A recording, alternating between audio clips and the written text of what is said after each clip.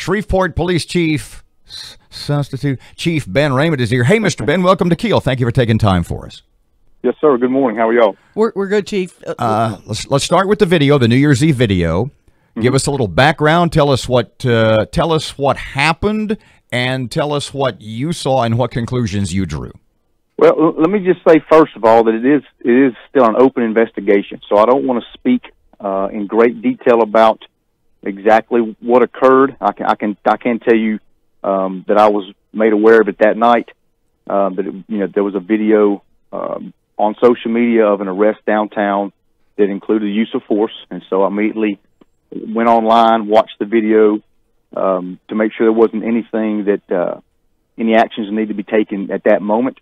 And I can tell you from my initial review, it does not appear that there were any violations. But again, the case is still being investigated because there were criminal charges filed, and if anything results from that investigation that indicates that there was any wrongdoing on the part of the officers, we'll certainly act appropriately. But it does appear to me that they acted as they were trained. So reports yesterday that said you had made the statement that you did not believe the officer used excessive force. Those reports are correct. Well, I believe I made the statement that, as I just did, from my initial view of the video, I did not see anything that appeared to be out of line of our use of force policy. But no, I did not say that there was no excessive use of force because it has not been fully investigated. But I don't see anything initially that would indicate that the officer did anything wrong.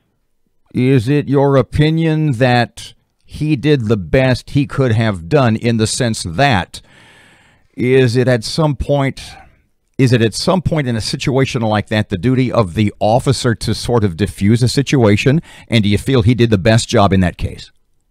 Well, and again, it's kind of a loaded question. So the standard that we are judged on in use of force is the Graham versus Connor case. I believe it's a 1989 Supreme Court case. And it doesn't say that every officer would have done the exact same thing. It says that based on that officer's knowledge, training, and experience and the totality of the circumstances, that they acted appropriately, that they were objectively reasonable is actual terminology. So that doesn't mean that I would have done the exact same thing or that another officer would have done the exact same thing. It means that what the officer, his response was reasonable under the circumstances. And furthermore, the case goes to say you're not even allowed to use 20/20 hindsight. So you and I can sit here and talk about it.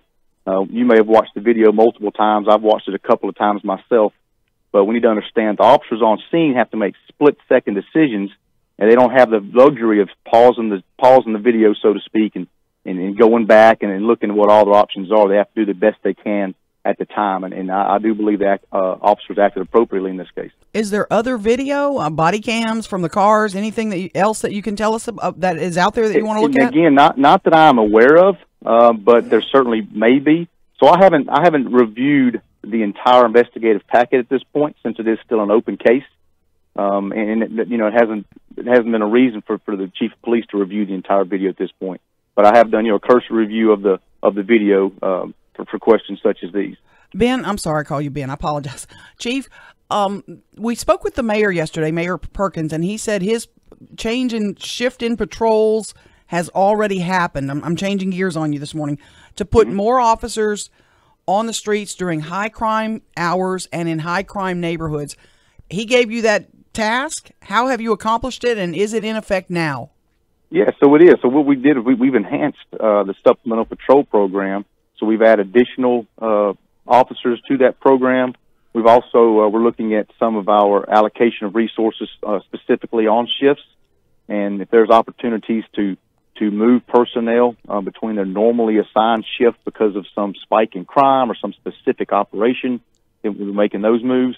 We've also got some special operations working, some tactical-oriented policing operations, where again we're looking at our crime statistics and seeing that there's opportunity to prevent some specific spikes in crime. So we're putting officers in those areas, and again during those times of day when they'll be most effective. You may not have this number off the top of your head, but if I were to ask you how many police officers today are seeing their shift or their hours change, a percentage or a number, any idea on that?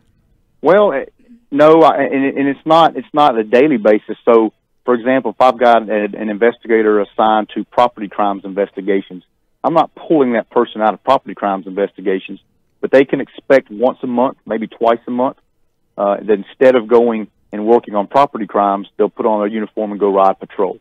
Okay. So, it could affect, 100 plus officers, but not on a daily basis. When an officer finds out that there's that kind of change, and I don't know anything about this, do they go, okay, great, or is it a potential morale problem that when you move somebody's cheese, to use Erin's phrase?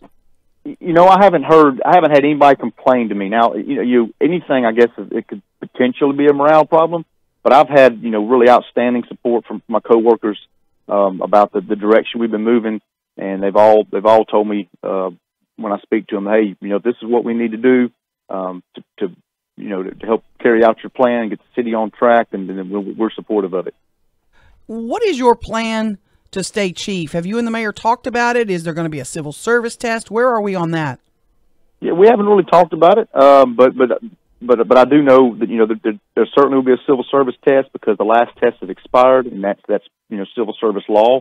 So at some point there will be a test, and anybody that meets the minimum requirements for eligibility, will have to take that civil service test, and then the process from there is really up to the mayor. Generally, it involves at least one or two interviews, but again, each mayor kind of does it his or her own way.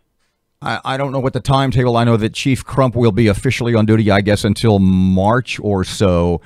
Will anything in that process of replacing him happen before then, or is the way the system is set up, it all happens after he's gone?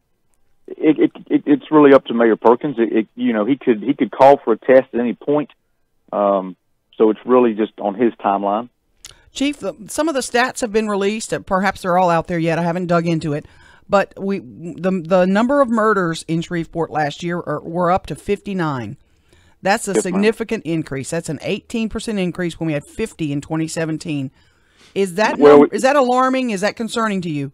Well, first, we had 56 in 2017, so it's a 5% increase. Okay. But I don't say that as if I'm bragging. I mean, that's it's unacceptable. We don't want to increase at all. And we've said it before. One homicide is too many. But certainly the numbers we've seen the last couple of years are too high. It is alarming. It's one of our priorities to address that going forward. But it can't be done by the police alone. It really is going to take involvement from all the citizens, from all the groups that can assist with our type of work going forward to bring those numbers down.